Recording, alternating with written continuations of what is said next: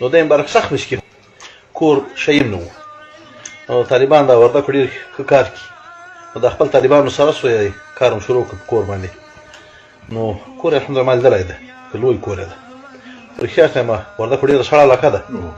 خو دا ملګري قسم کوي وایي چې دغه پخڅه به موږ خلاصوله دا بله بیا وچه سوی وه ټول کور م تقریبا 15 شپو کې موږ ورسوه بیخي د عقل نه لره خبره دا خو لا خیر خو کله چې کوټې یې ورسولې نو خلیفه سمبرک یو باغ و دا باغ ته ملګري سره ولاړو که مخته تللي وو خو لنډه داسې دغه سپېدرونه یې راوړل نو چې په کوټو باندې کېښول نیمه یې کوټې پټې شوې نیمه یې بندوبست نه و طالبان هم ډېر خفه سو چې بس خلیفه سمبرک سره پیسې هم نشته دا پاتې کوټې پسې پټوو باید هم مبارک ویل چې خدای مهربان د الله ولې په بندوبست وکړي ملګرو قسم کوئ سبا چې ورتلو هغه ونې بیا رسېدلې وي وایي سبا چې ورتلو هغه ونې بیا رسېدلې وي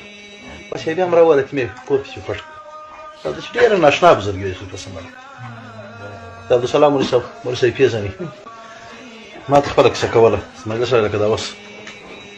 نو خلیفه صاحب بزرګي خو نیمه ته معلومه وه دا کرامات شیان موږ بیخي ډېر ځینې لیدلي دي وایي په کوټه کې ناست وو یو مرغۍ ده په دا کړکۍ باندې را ننوځي بېرته وځي چغچغې جوړ ده په اخره خلیفه صاحب ورته ښکار شو نو لیدلو خو ډېره د ژوندی د عبدالسلام مولوي صاحب قسم یې کوی دا مرغۍ په څنګ کې ورسره کېناستله نو دغه ممیز لکه دا اوس د شی ایښي دي دا خلیفه صاحب په خوله کې د سترګې ورکوي داسې ډېر په خوند یې خوري دا خلیفه صاحب د سر باندې داسې ورتېر کړي دا ګوته وایي داسې نېشه غوندې شي اخر وایي خلیفه صاحب مبارک وخندل چې یاره په شړیانو خو دا مرغۍ هم که ده شړیانو ته شوی چې غلې سئ او ارام سئ او شور مه کوئ نه دې خوب ته پرېږدي نه دې کتاب ته پرېږدي خو دا ډېرو شړیانو دا مرغۍ هم که ده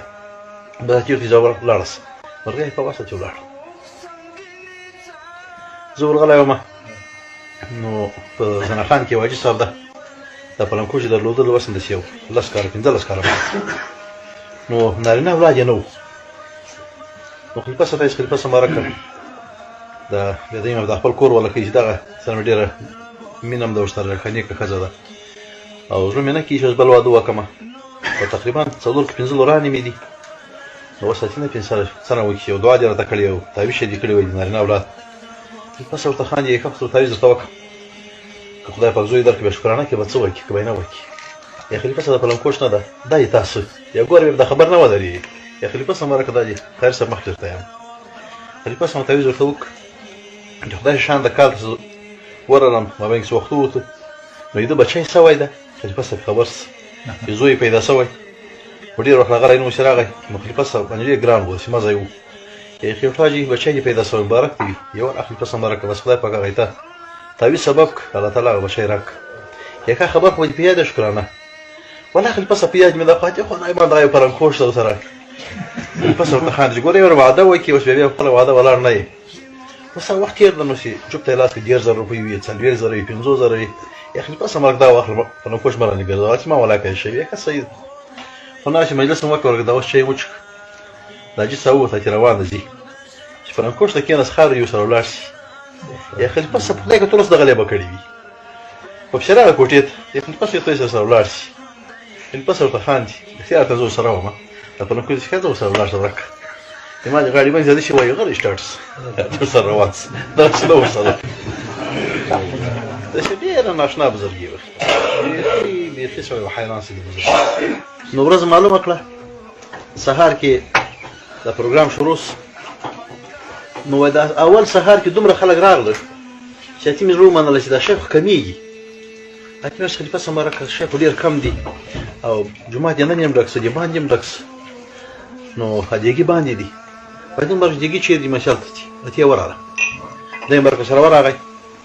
خو چې ورغله دیګي یې دم کړه هغه وریجې شی نو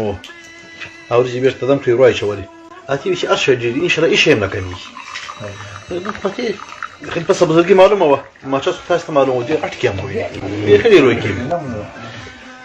بس ما ورته انشاءالله نه کمیږي نو د نوات خلیفه صاحب مبارک ظلمت سلام ګل خلیفه صاحب دغه ویل د خلیفګانو ورته چې دا شی کم نه شي یا ماشي ان شاء الله خلیفه صاحب بزرګي ماته معلومه ده چې نه کمي الله به نه کموي یقین دی دا ټول دا څومره مخلوق راته د جماعت د کېدو ته چې دا ټول تم ورسېده او دا کوم کورو کې چې مړی را پخه کړی و یقینیت مې شروع غوښه مو ویلې د خدای شان دا شی کم نسو